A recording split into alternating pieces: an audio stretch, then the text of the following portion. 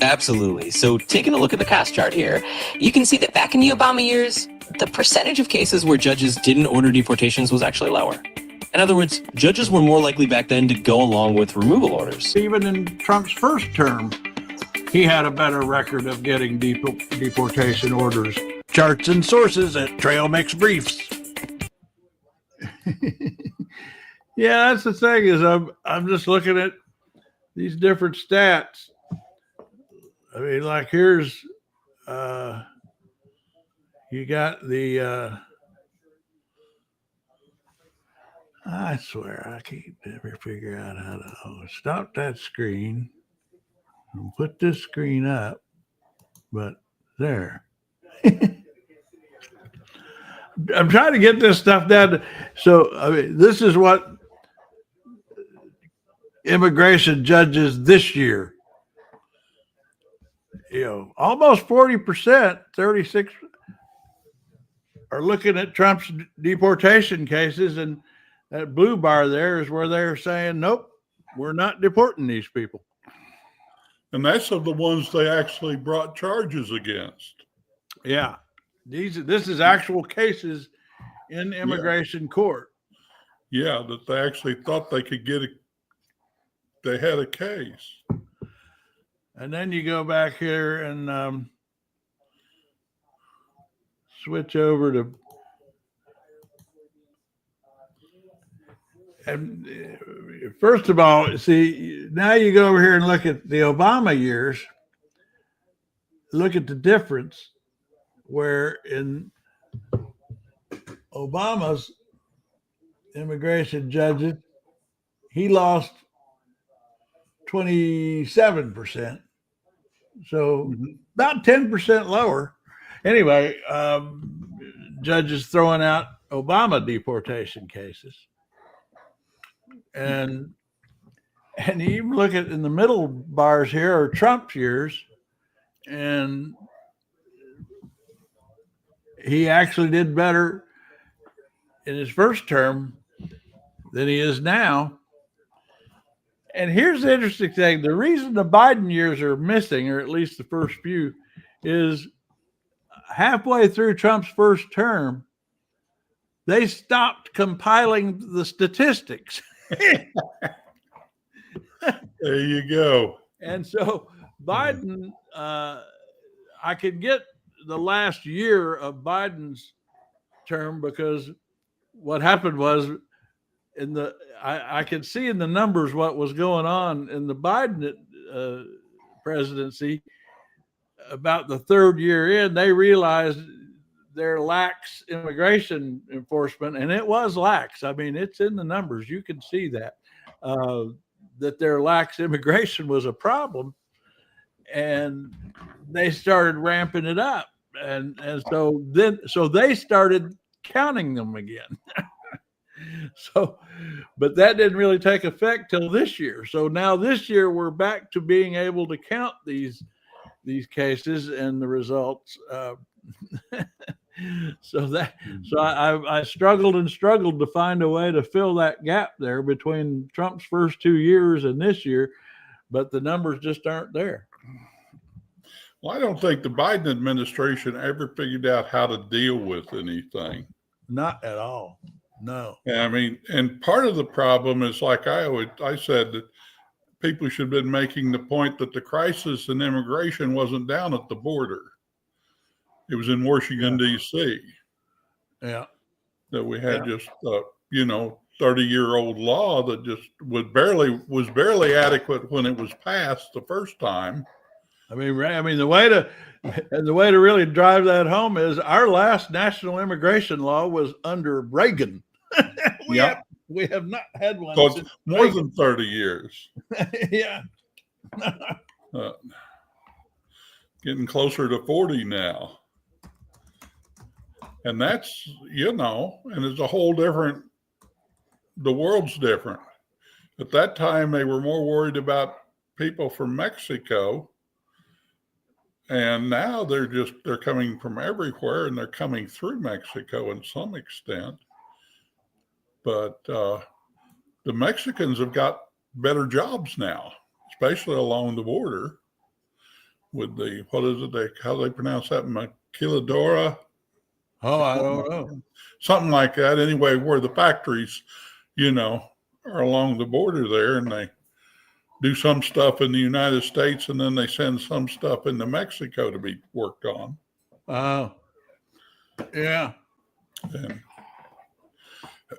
And, but Yeah, two things that I sort of kind of generally knew, but it's more true than I thought once I've been in the last week or so really diving into numbers is first, I actually think the Obama administration is a model for how to deal with this. They were tough. yeah. But they were fair. So their deportations and their criminal arrests survived the judges because they didn't go around violating everybody's rights, for big high profile events. They just very carefully and professionally and methodically and kind of quietly went about one of the most aggressive deportation agendas we've seen from any president in a long time. Well, I think they did a better job along the border and blocking. And that's where you get a lot of your deportations. Right. And then I think they did emphasize basically if you broke the law, then you get deported. Yeah. And they kept track of people. Well, he was literally, I remember, I wasn't following immigration so closely then, but I do remember, particularly in the midterms, it was an issue in the Democrats, progressives, very angry at Obama over immigration, and immigration advocates I do remember them calling him deporter in chief. Well, it was let's see, that would have been 2009, wouldn't it? I'm sitting here trying to remember what was going on in my world because, I was at that point was living in a neighborhood that was 50% Hispanic and had worked alongside people that were undocumented for quite some time. But what you saw within locally is that the police department was very much hands off on anything. Excuse me. Hands off on anything to do with immigration because they recognized that it was important for people to be able to call the police because if they couldn't call the police, then violence escalated. Oh, yeah. And, if you can't call the police to solve a problem with a criminal neighbor, then you end up doing something extra legal. You end up taking a baseball bat to him or something. Oh, right. Yeah.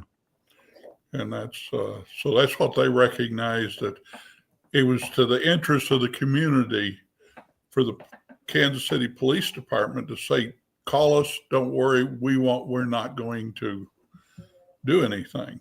Now, individual police officers every once in a while would sit there and play the game.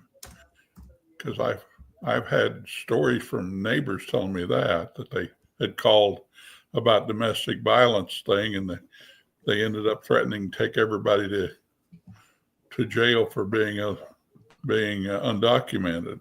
Oh, yeah. Even though the people that they were talking to were fully documented. Yeah. It was total ignorance on a police officer's part. But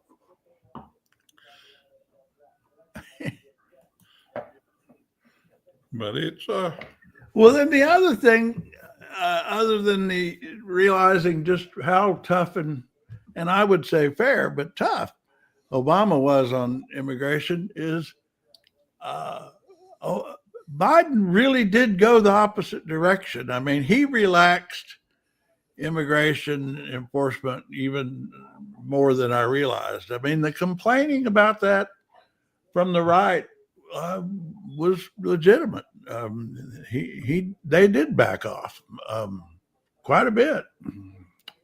Yeah, I think the problem was Trump and his told children in cages kind of poisoned the whole well there. Yeah. Oh, definitely. You know, so it was very difficult to do strong and fair enforcement. And I'm not for sure. The other thing is just simply the system got overwhelmed. You know, by the people who suddenly realized, oh, if we say we want asylum, then we get to stay. Yeah. And we needed more judges, and nobody's appropriating money. Again, the problem was in Washington, D.C. And it may very well be that the cartels found it to be a money-making thing to transport people across Mexico. And, you know, a little advertisement and encouragement, because they were coming from everywhere. It wasn't just, you know, we were so used to, you know, it's like I worked with a family, Jose and his two brothers, and Jose came up here working and learned the route. And then he went back home down to San Luis Potosí, where his family lived. And he brought his two brothers and 3 or 4 neighbors up, and he showed them how to walk across and how to do it and not get caught. Yeah. And that was before the cartels got involved, and it got dangerous to be an independent doing that. And you know, one thing I remember talking to somebody who was familiar with a reporter who covered Biden in the Senate, and he made the point. I remember talking to him about it, that in the Senate, this I knew. I mean, senators tend to like get subject areas where they spend their careers specializing in a certain area, mm-hmm. you know, that's good, important for their constituents or for whatever reason. I mean,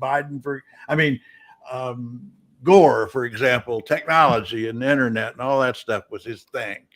Anyway, and so with Biden, he was focused on foreign policy and decided immigration just was going to be one of the areas that he did not specialize in, and he would look to other senators for leadership on that issue. And so he just never, because Delaware, you know, immigration was not a big deal. It's not like he was from Arizona or something. And so he just really never developed a particular interest in immigration. And that spilled over into his presidency. It was just not something he really cared to talk about very much or focus on. And I think that was a mistake. Mm-hmm. And Biden never has impressed me much. You know, I mean, his only, you know, he got elected president simply because it looked like the left was going to go for Bernie Sanders, and nobody else could seem to step up. Yeah. And yeah, then, you know, him not stepping back at his age was a problem too. But that's, you know, that's all water under the bridge. Now we got what we got. Well, like here you see, like going back to Obama, these average monthly deportations that my Chat GPT. What I love about Chat GPT is I work with them. We go back and forth, and I say, okay, when we settle on some stats that I want to display, I say, okay, make me a chart. he made this chart in about 5 seconds. I mean, we had about an hour of back and forth on developing the data.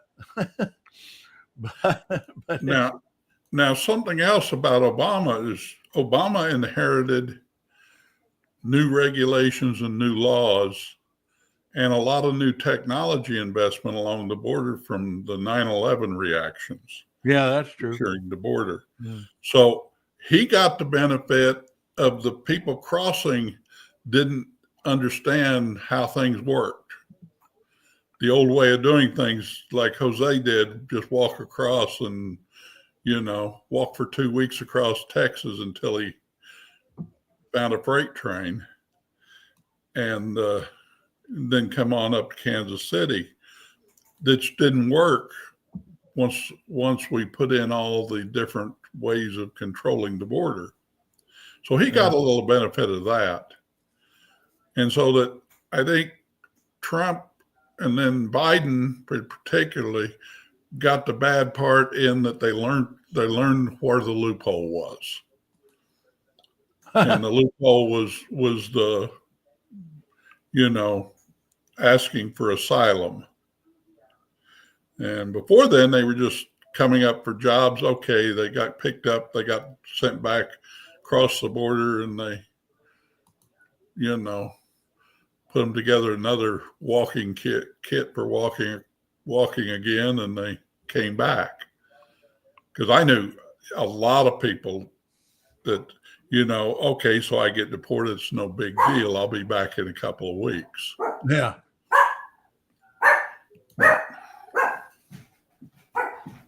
That's a mailman? Probably.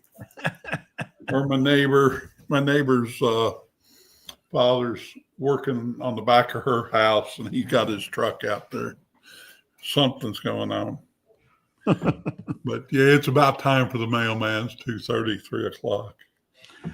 But then you come on down this chart, and here's where it gets really interesting. Here you see all these numbers on, particularly in the early Obama. I mean, he was up to 34,000 deportations a month. I mean, that's a lot. That's a lot. It's an average monthly deportations a month. I mean, Trump right now isn't up to 34,000. It's in the 20s, high 20s, I think. Yeah.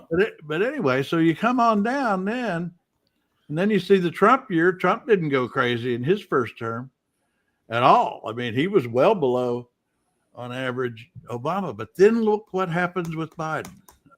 As you come on down here, look at that. See, he didn't wake up. You can see him right there in 2024. Joe Biden wakes up. Yeah. It's like, oh, we got an immigration problem. We better do something. Yeah. And it was kind of bad is that, like I said, they found that loophole and nobody seemed to want Blue. Take it on. Hello, Blue. Hello. Blue. Just looking at your chart. Yeah, I was. I'll back up here and show you what I was just in my almost full week of being an immigration expert. I have learned a couple of things. One, that Obama, and I'd always generally heard this, but I learned Obama was much tougher on immigration than certainly Biden, and more than Trump in his first term. I mean, I would argue Obama had the right policy. I think he was a model. It was tough, but it was fair. And I say fair because they got these deportations and criminal arrests through the judges. I mean, they didn't go around violating people's rights. They were professional and efficient about it. Yeah. They weren't zip tying kids in the middle of the night. Right. And I mean, that was horrifying. And then you come on down here and you see, I mean, at its peak in 2012, Obama was at 34,000 average monthly deportations a month. That's a lot. That's more than Trump now. And then you come on down and you see Trump's first term in red here. Trump actually was below Obama's deportation averages. But then this is what I was saying. This green, now you see Biden, and you see what happened, why, Biden got politically in trouble. They just fell asleep at the switch or made the choice. I don't know. But then what I was saying to Jack earlier is here in 2024, you can see here, this is where Joe Biden wakes up to the immigration issue. It's like, we got a problem here. You can see the deportations just shoot up at that point. I wonder, were they holding off because they thought that it wouldn't play well with Latino voters to start with, and then everybody else was so upset that they said, no, we got to do something? Yeah, I think was I don't know, or was it down? I mean, were people just not coming after COVID? I don't really know.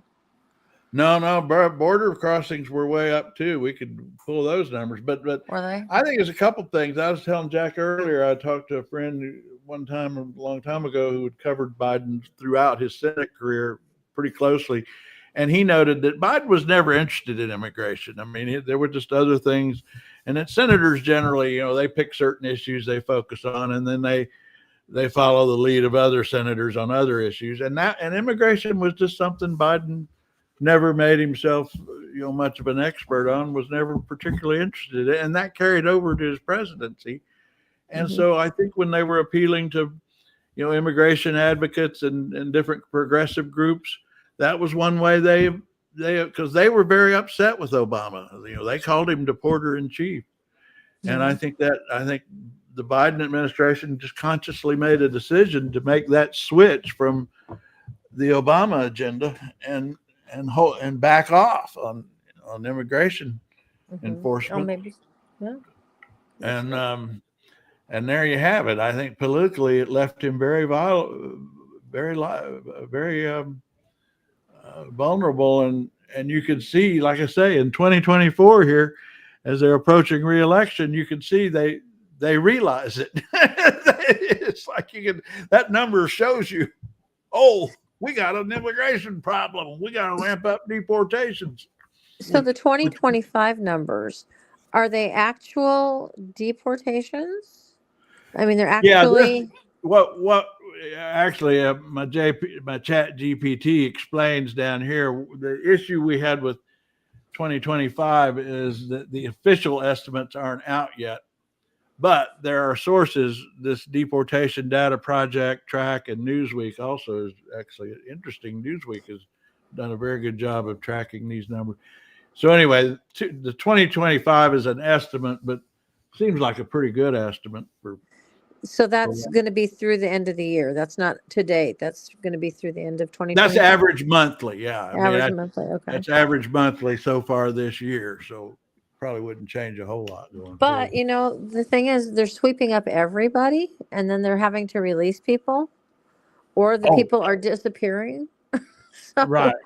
So I wonder, but yeah. No, you're right. I mean, because I also got into the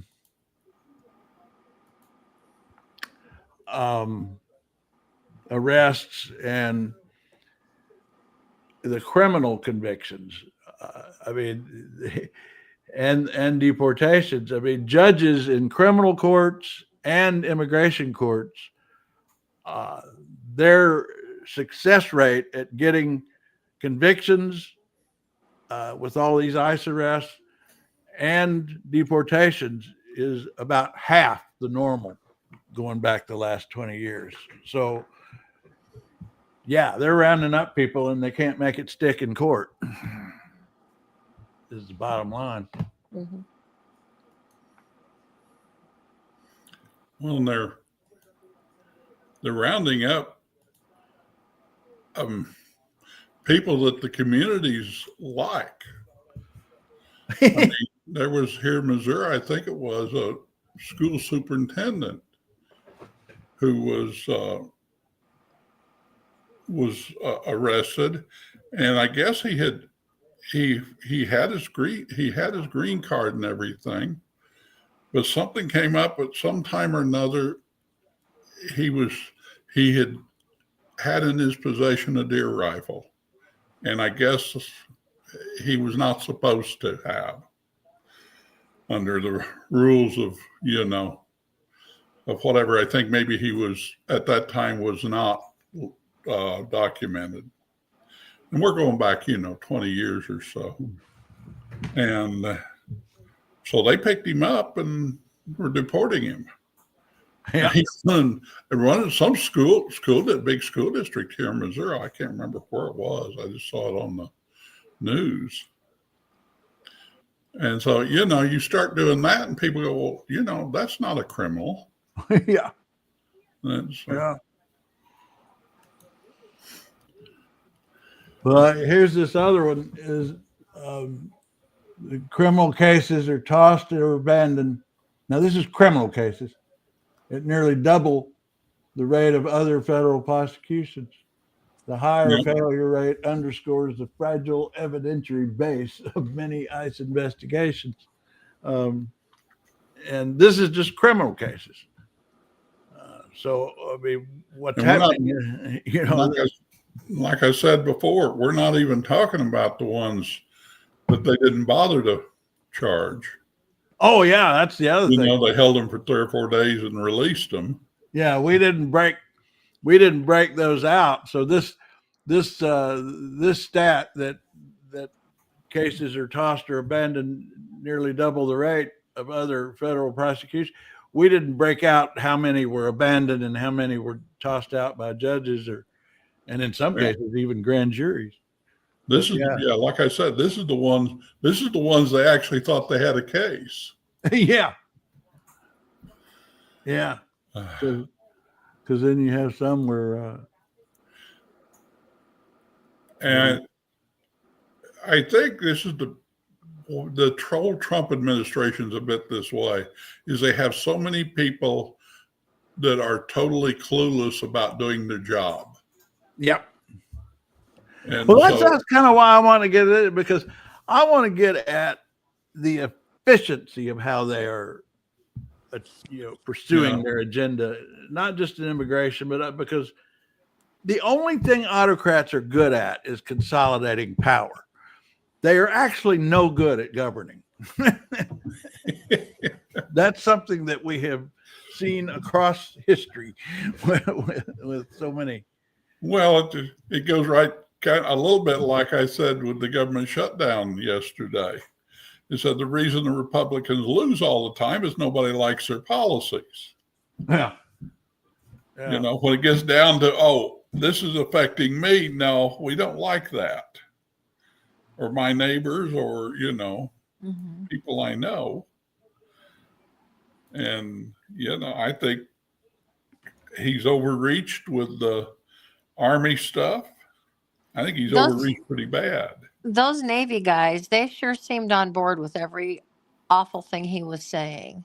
They sure did, yeah. Yeah, that was worrisome to me. They were young. They were undisciplined, I think. It's different than the generals. I was so glad that the generals just held their ground and gave them crickets. But those Navy guys, there were some of them that was like, they would just love to beat up a brown person. You can just tell. I mean, the way they clapped at things, it's like, it's terrible, And they were selected. Yeah. Yeah. The ones if you didn't want to be part of the cheering crowd, you didn't go to the event. Whereas the generals, it was a command. They had to be there. Well, so there should be a list of everybody that went then. And if they're involved in anything down the road, just saying, that might be something that could be looked at. But and the public, they're losing. This is backfiring. I mean, I thought this was a shocking number this morning from CNN, that we're now up to 58% of the people and over two thirds of independents against deploying the National Guard in the cities. Well, And if they understood that they are lying about, yes, there's crime in every city. There is a there's a criminal element in every demographic. That's Yeah. just the way humans operate. But like to show it here, people they who have never traveled or who have never been anywhere beyond like Omaha or Kansas City or Denver, I mean, they've never been into really around anybody not like themselves. They are terrified. They think that, somebody's out to get them, and it's somebody who doesn't look or sound like them.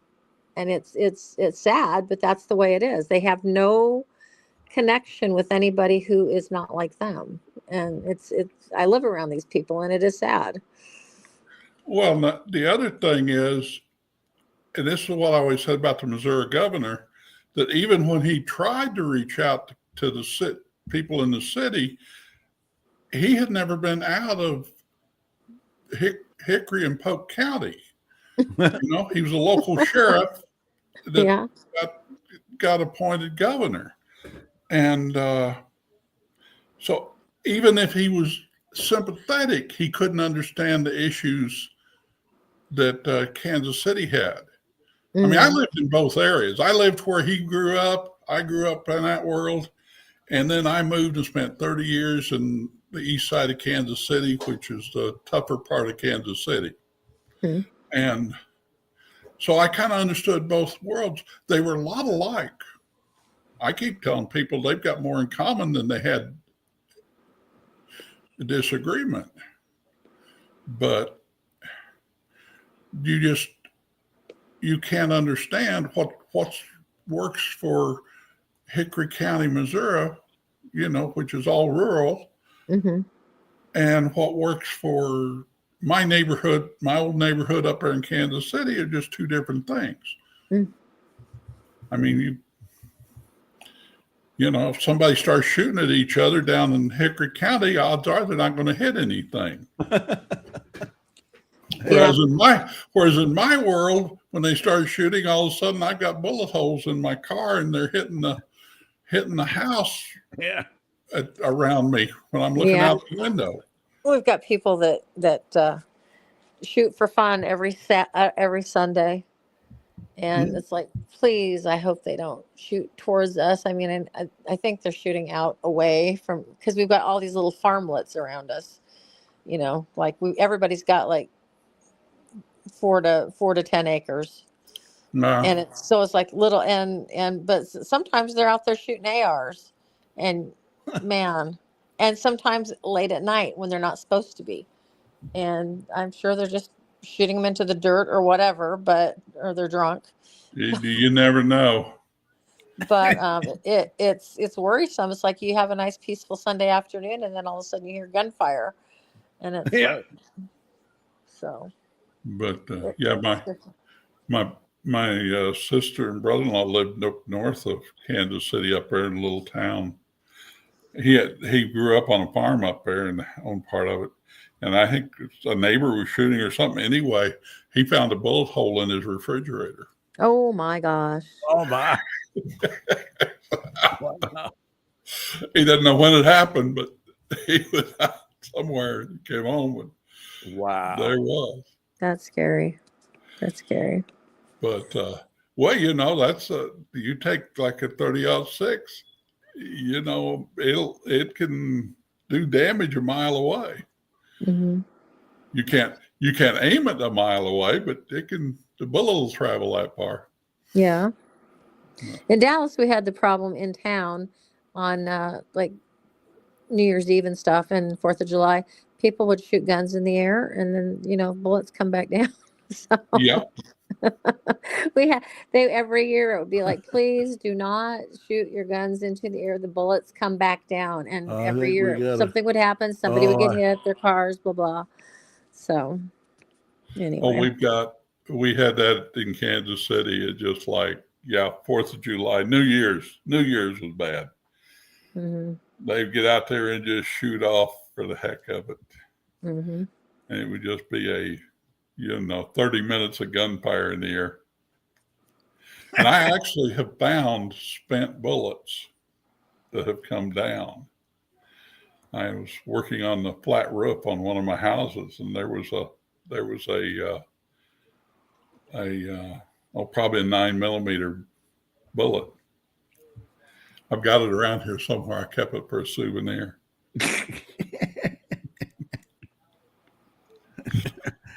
I think about, like, I don't know how we used to have in Orlando growing up in the neighborhood. We had, it was a tract homes, and there was a huge orange grove next to us that eventually became its own housing development. But and we used to go in there with BB guns and hide in the trees and stuff and shoot each other with BBs. I can't believe we didn't, like, put somebody's eye out. I mean, Yeah.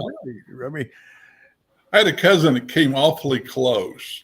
It ended up going in the skin right below the eye alongside his nose. oh, really? Yeah. Doing just what you're talking about. Yeah. Well, I guess we were gangs. I mean, because we had names and everything.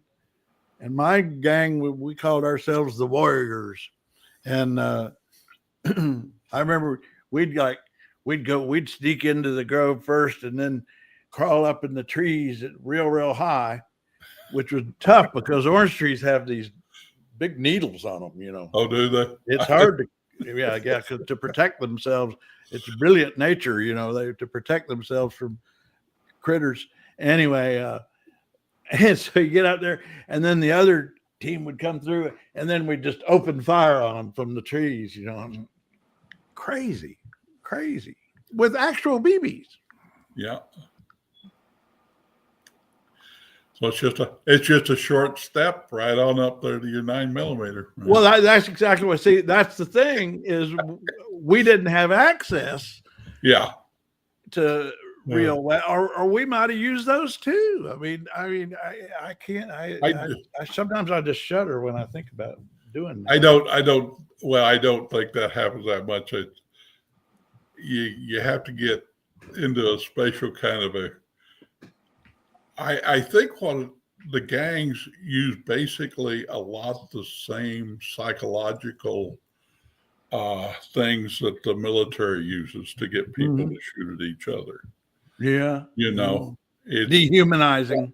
Well, it's pride in the group. Yeah.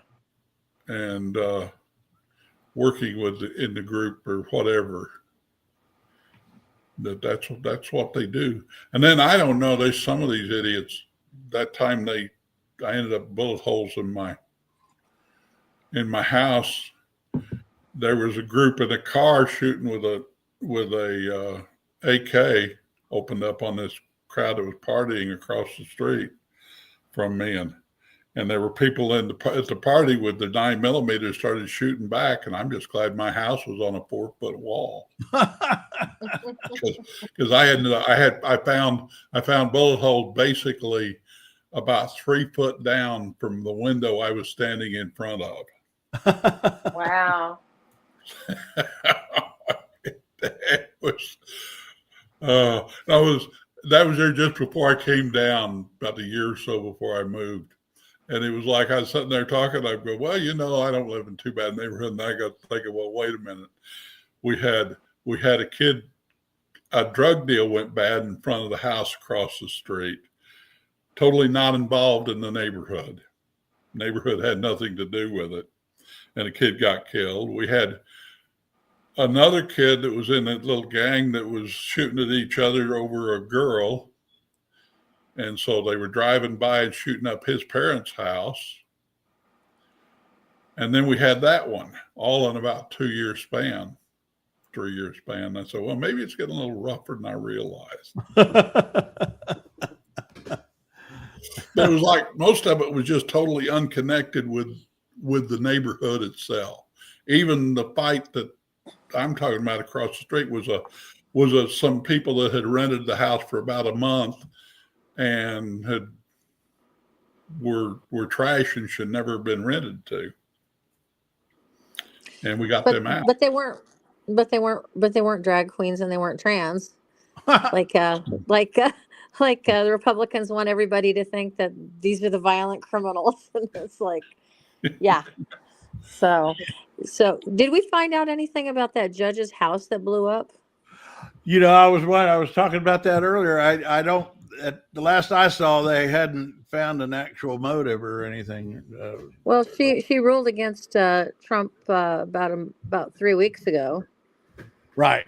Yeah. And her husband, I think, was a Democrat. He was, I don't know if he's a representative. He was elected. He was an elected Democrat at some point. I don't think he was serving anymore though.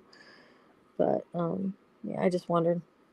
Yeah, and then it's like, I wonder if we'll hear all this hue and cry about political violence from the right wing over this one, if it turns out to be politically motivated.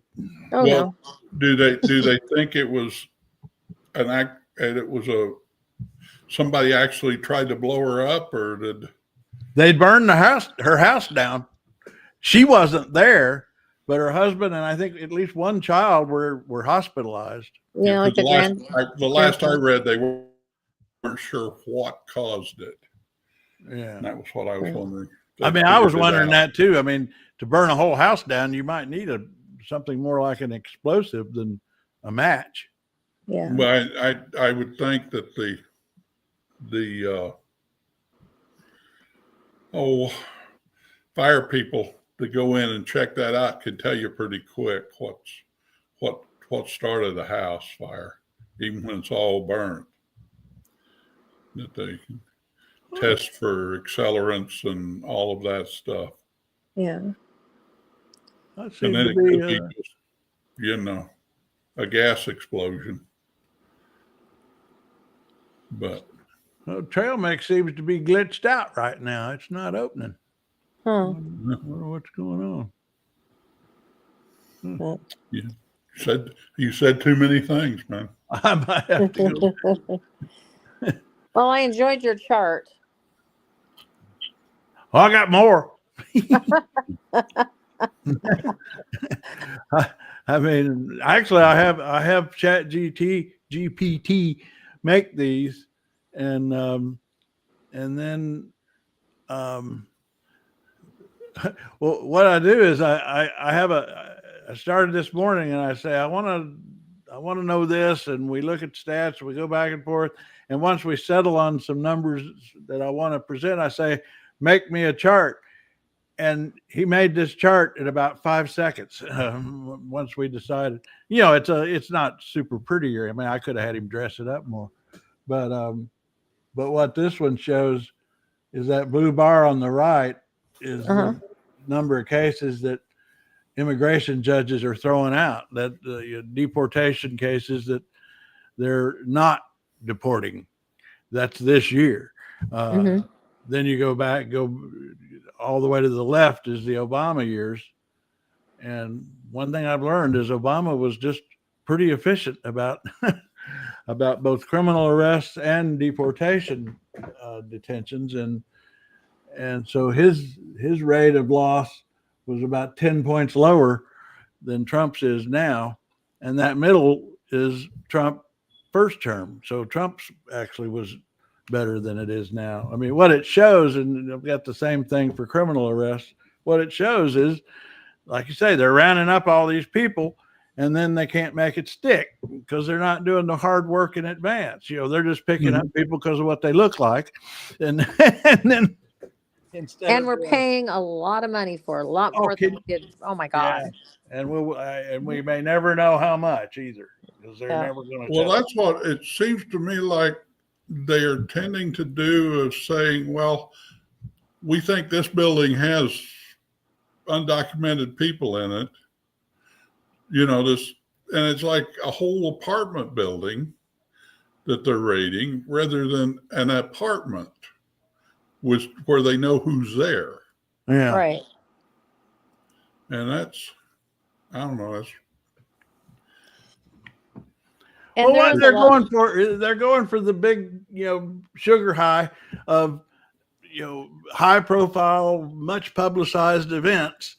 Yeah. And that's why I'm really trying to look at, now that we're far enough into this first year of the administration, I'm trying to look at what are they actually accomplishing.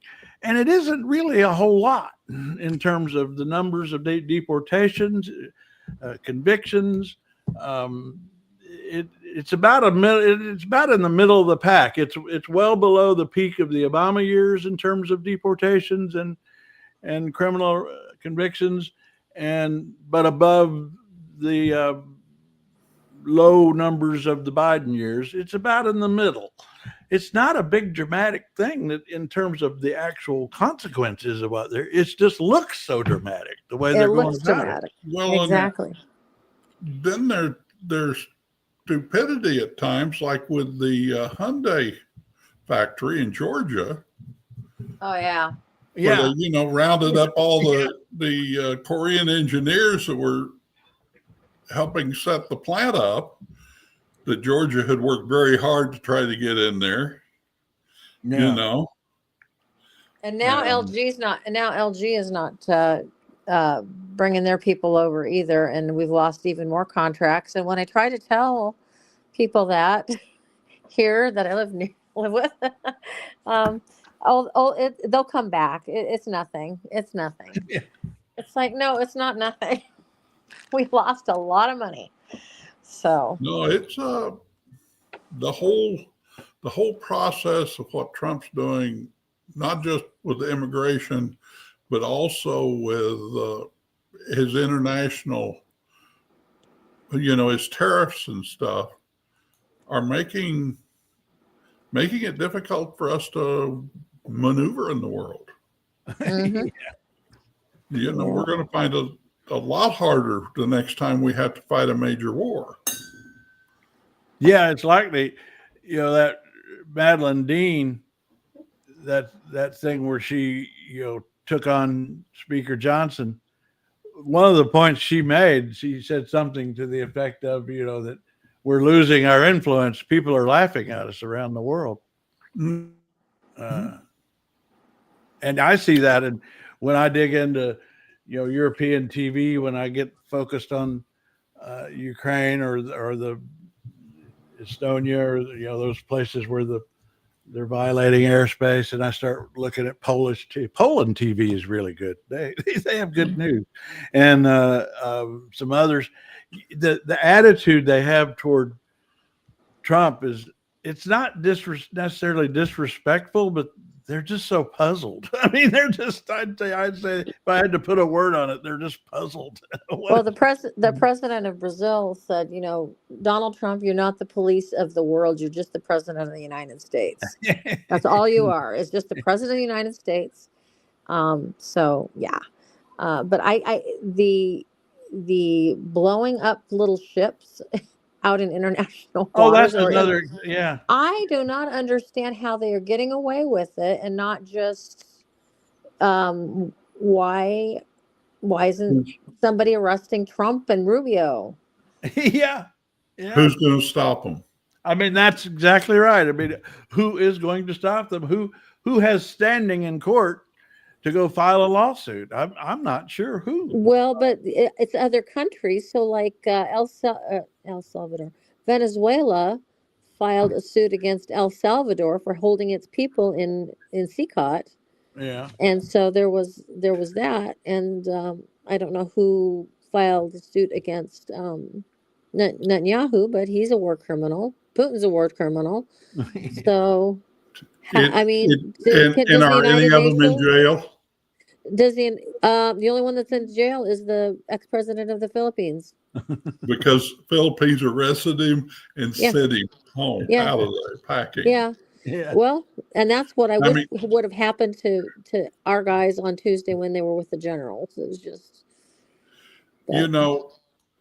international law is only enforced by the big guys or voluntarily submission. Yeah, I took actually as an elective course in law school. I took international law, and we went through all the. There's all the bureaucracy and the rules and the regulations and the conventions and the treaties and everything.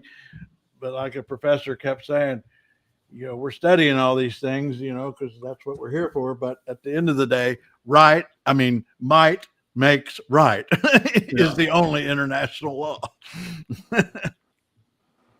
I mean, we make agreements to go along with things, but if we decide, we don't want to, then if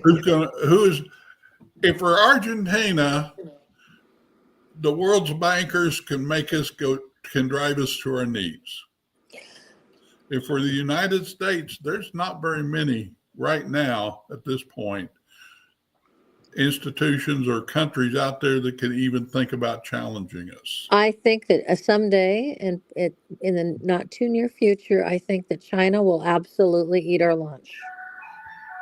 Economically, And because it's economic, because of the economic power, I think they're going to have all the sway with all of the other people they're making deals with now, and we're just going to the bottom of the barrel.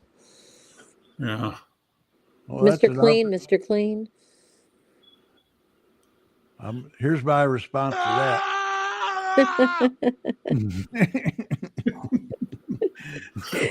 Well, I think you've got to be real careful. China's impressive, but China is going to end up having their own troubles because, that one child policy means China doesn't have any workers now. And for some reason, China can't really invent anything. I mean, it's not a very inventive society. I mean, mainly because of their bureau. I mean, the way, like a Bill Gates or a Steve Jobs could not build computers in their parents' garage in China. There's just too many things to stop them from succeeding, But once they get they get the idea, they can plat. Yeah. I mean, they're good at stealing. That's what they're good at. Well, or they're good at once they head in a direction. They're not good at innovation, basic level innovation. But once you decide, you tell them, oh yeah, we're going to do wind power. They can take that basic idea and they can run with it. Yeah. Now the president of my company had worked in China a bit, and he said the one thing about them is they are looking way into the future. The U.S., we have we're very short-sighted and quick to move and da da da da da. They are looking at the long game, like we can't even see down the road. Yeah. So they're patient and focused and well-directed, I guess. And I mean, if you're looking for workers, then I guess you go to India because they've got a lot of people. Well, all of Southeast Asia is, worker. And most of my neighbors in Dallas were from India because there was a Nokia factory there, or Nokia plant business there, and so a lot of them work for Nokia. And I just wonder what's happening now with now a visa is going to cost $100,000. Oh yeah. I don't know that we've got the people here trained that can do that, can do those jobs. I'm thinking, that $100,000 visa thing. I'm thinking, well, who's that going to bring over? Anybody? I mean, criminals? Well, it's not. What it's going to do is all of the tech people are going to open up offices in India. Yep. Or they will go work in China if they need people in China. They'll go work wherever, but we're not going to get the best people here anymore. So, I mean, that's what we have been robbing the world of its smart people. We've been doing it since World War II, at least. And now we're cornering the market on stupidity. Well, yeah. That's homegrown stupidity. That's our. Well, I mean, you start looking at some of these tech billionaires, how many of them were born in the United States? Not Vivek Ramaswamy. You know, Yeah. What happened to him, by the way? I was thinking about him the other day. Wasn't he going to run for Senate? Oh, I think governor of Ohio or something? Yeah, I think he got kneecapped. Yeah, he really did. And good Lord, I mean, nobody sucked up to Trump more than that guy. And Yeah. and something went wrong. I know he and Elon had a huge fight because remember, he was the co-partner. He was going to be the co-partner with Elon on the Doge Yep. in the beginning. And then they had some kind of fight, and he all of a sudden he was gone and never to be seen again. Well, I wonder when there's a power vacuum, if something happens to Trump, if there's going to be so much infighting that it just all Yeah. Oh, implodes. I mean, one of the rivalries I kind of enjoy watching is Rubio and Vance. I mean, those Yep. two, I don't know which one I'd put my money on. I mean, they're both pretty sharp dudes. I mean, and with big elbows. I mean, I can't stand either one of them, but No. I think basically Vance and Rubio both, I don't think have what it takes to step up and build and do the job. No, they're There's very just good something sycophants, about though. They're excellent sycophants, but Well, yeah, they kiss ass fine, and But I that's don't- Rubio's biggest problem is, everybody knows it, and JD Vance is almost that bad, and so how do you move to the next step? well, their first step is they got to win the maggots, and And I once don't they think win them, how do they go anywhere else? yeah. I mean, that's just almost what I think I said. The problem, like the Democrats had with the left wing, where they had to make them happy, and by the time they made them happy, then it was almost impossible to, like for Dukakis to go back to the center where he had to be to win the election. Yeah, it used to be, that pivot used to be easier, and then over the years, the public kind of got savvy to it, or something happened where, I mean, used to be you could just be a completely different person in the general election than you were in the nomination and get away with it. You can't do that anymore. There's something about the media. Well, it's too easy to look up, because you forget what happens. But if it's right there at your fingertips, you go, "Oh yeah, 5 months ago he said that thing," and it's right there. There's a point there is that you used to be able to go to these little, and I've seen it out here in the country that the state politicians would come and start talking to the little rural Democratic Party and say some of the most racist stuff you'll ever hear a politician say. But he knew there was nobody going to repeat it. Now, somebody may have a phone and it'll be up on YouTube 30 minutes after he's out the door. There was a guy running for governor, and a friend of mine really liked him up Kansas City, and I said, "No way." I said, "I've been at a meeting where he sat there and said shit that I don't want to hear any major politician say." Well, the thing about Vance and Rubio on this point is all that tape out there, particularly Rubio, because so much of his was on videotape since he ran against Trump. But I mean, the harsh things they said about Trump can be thrown at the MAGA voters in a primary race.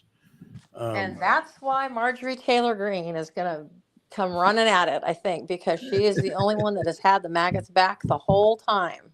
Well, but don't forget about Josh Hawley. I actually think Hawley's got a shot at the MAGA vote. At the MAGA vote, because he has never crossed Trump that I know of in any way, shape, or form.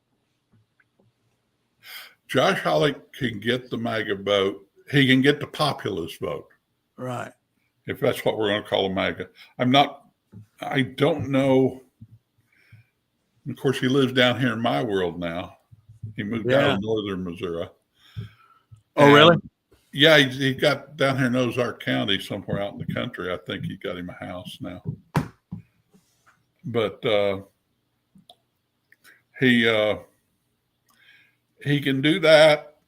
He's really strong on the populist. He's just a little bit almost liberal on some of his points of view for a Republican in the way he wants to. He's much more left-wing populist than he is right-wing populist in some way. Yeah, there was something I noticed. There was an issue where I noticed that was it tariffs maybe, or there was something that along those lines that I do remember thinking, well, that's more of a lefty view. I don't know if it was tariffs or it was like the internet, or it was something along that order where he was very much could have, him and the left-wing populist would have got along quite well with their thing. I can't remember what it was. It was just kind of, I'm sitting there going, well, that's not Republican.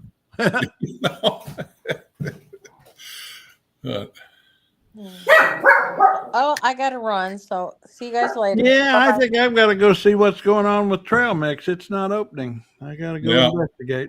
Got to get under the hood, see what's happening at Trail Mix. Well, you all take care. All right. Bye. So long. I think we'll end up here with do us a little,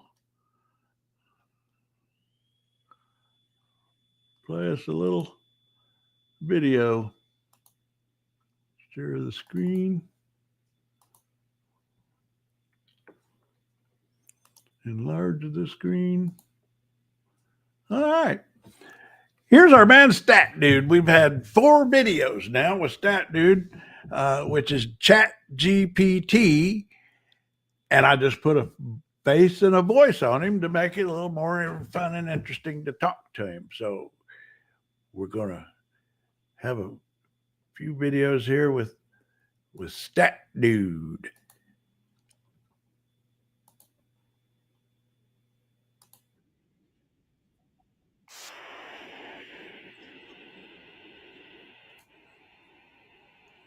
Not quite. Let's see. All right, we'll do another setup.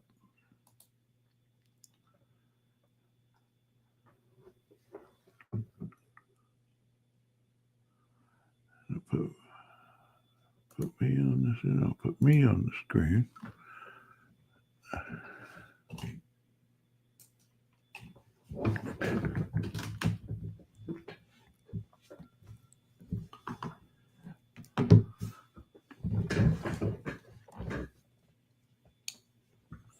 See, then when I do that, then I'll come over here. Oh, except I have to put him on the screen. All right, he's on the screen. So I'll do here, and then I'll come over here, and then go start it.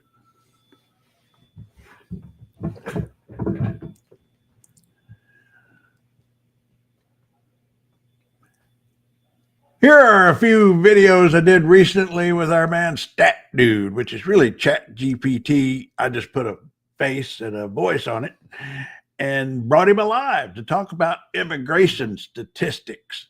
We did a lot of work. We actually went through a lot of research, spent a couple of hours with Chat GPT going through everything, and then boiled it into a theme and some charts. And so this looks maybe a little goofy, but it's actually based on some pretty solid research and numbers, which I've posted at trailmix.cc in what we call Trail Mix Briefs.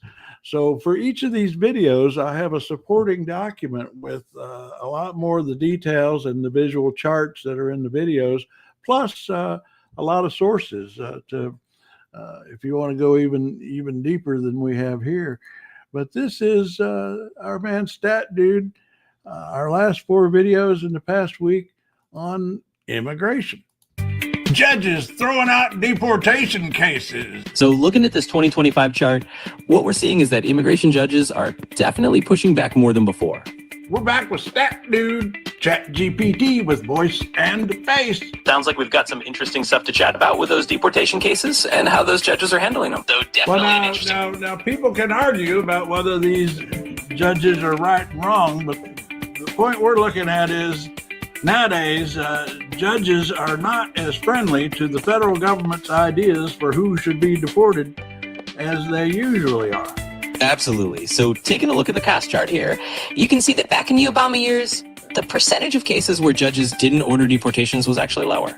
In other words, judges were more likely back then to go along with removal orders. Even in Trump's first term, he had a better record of getting deportation orders. Charts and sources at Trail Mix Briefs. Yeah, so when we stack up 2025 against the last 15 years, it's kind of like we're sitting in the middle of the historical pack. Deportations this year aren't hitting those early Obama peaks, but they're not at the lows of Biden's early years either. We're back with Stat Dude, our ChatGPT with a face and a voice. Hey, Stat Dude. Hey there, Stat Dude reporting for duty. We got charts today, Stat Dude. Oh, absolutely. I'm always up for some chart action. Under Trump, as you're seeing, those monthly deportation figures often sat quite a bit lower than their early Obama years. When we stack up 2025 against the last 15 years, it's kind of like we're sitting in the middle of the historical pack. Deportations this year aren't hitting those early Obama peaks, but they're not at the lows of Biden's early years either. Reading headlines and watching arrests on TV, that this is some massive surge. The headlines and those dramatic TV moments can definitely make it feel like there's this huge, unprecedented surge. But when we actually look at the data, it tells a calmer story. We're not seeing anything that outpaces the peaks of the past, and it's more of a return to a mid-range level. So yeah, it's all about putting those numbers in perspective and seeing the reality isn't quite as wild as it might seem on the surface. Charts, details, and sources, Trail Mix Briefs. In other words, ICE cases are basically flunking out at about twice the rate of your average federal cases. We're back here with old friend Stat Dude, ChatGPT with the face and a voice. Our last video, you laid out the doubling of ICE arrests. What happens after those arrests? Big wow, more people getting scooped up. Now the real fun part. What actually happens next? Do these arrests turn into convictions, deportations, or do they just vanish into bureaucratic limbo? Is that their failure rate is about double that of other federal prosecutions? They're getting out and making a lot of flashy arrests. Exactly. It's like they're all about the big show at the front end, hitting those splashy headlines with a bunch of arrests. But what they don't exactly put on the marquee is how many of those cases fizzle out before they ever lead to a conviction. So yeah, a lot of people end up back out the door without ever being found guilty. It's kind of the part of the story they conveniently leave out of the press releases. But hey, that's what we're here for, right? That's what we're here for. Next time, we're going to talk about civil administration and how many of those end up in deportations. It's like the next episode in our thrilling saga of what really happens after the handcuffs click. Details and sources on Trail Mix Briefs. We've got Stat Dude here, which is really ChatGPT with a face on it, real data, nonpartisan, no spin, and we call him Stat Dude. Hey, Stat Dude. Hey there. Stat Dude reporting for duty. Compare actual numbers of arrests, of ICE arrests in 2025 to the actual number of ICE arrests in 2024. So we take the 2024 monthly average, which is about 9,400 arrests per month, and compare it to 2025's monthly average. So far, around 20,000 arrests per month. Okay. That's more than double. In percentage terms, you're looking at roughly a 110% increase in the monthly average number of ICE arrests from 2024 to 2025. Save that last statistic to your memory, and we're going to come back to it. The next question for Stat Dude. How many of those arrests turn into actual convictions or deportations? Okay, I'm Lady Mau Mau, Craig's built-in emergency brake. If this wasn't enough for you, sign up for the newsletter. It's free, it's thoughtful, and it occasionally makes sense.